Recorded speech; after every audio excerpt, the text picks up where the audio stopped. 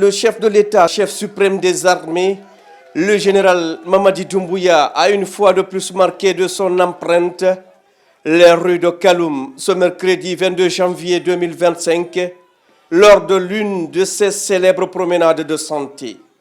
Ce moment de communion avec la population de la capitale s'inscrit dans une série de déplacements réguliers qu'il effectue souvent dans la commune où siège le palais présidentiel. Parti du palais Mohamed V, le président de la République a longé la route du boulevard Général Lansana Conté avant de se rendre jusqu'au port autonome de Conakry. Mais avant, il a fait un détour par le ministère de l'Urbanisme, de l'Habitat et de l'Aménagement du Territoire en charge de la récupération des domaines spoliés de l'État. Là, il a échangé avec le ministre Mori Kondé sur les avancées des projets en cours et les défis liés à la récupération des domaines de l'État.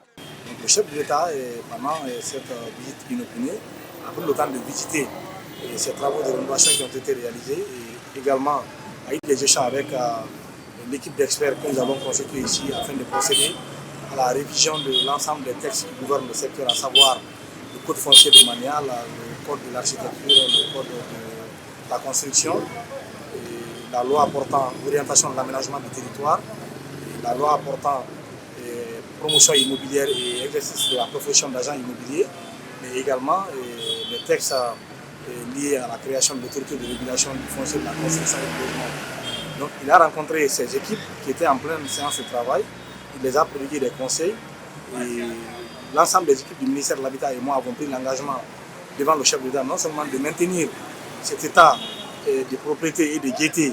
et de l'infrastructure qui abrite le ministère de l'Habitat aujourd'hui et dont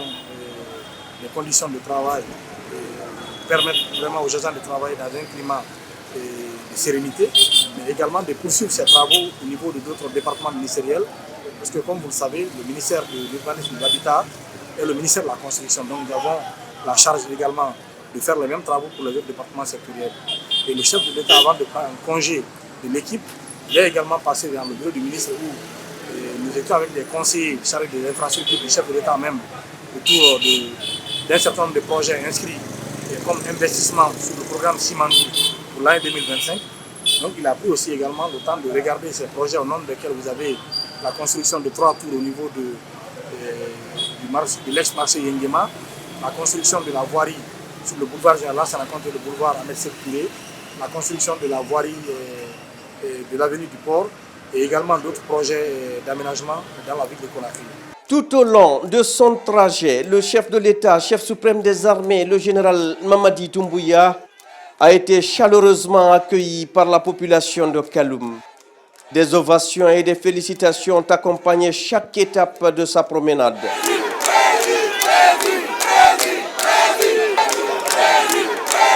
Cette interaction avec les citoyens a été l'occasion pour le président de la République de constater la large adhésion de la population aux mesures prises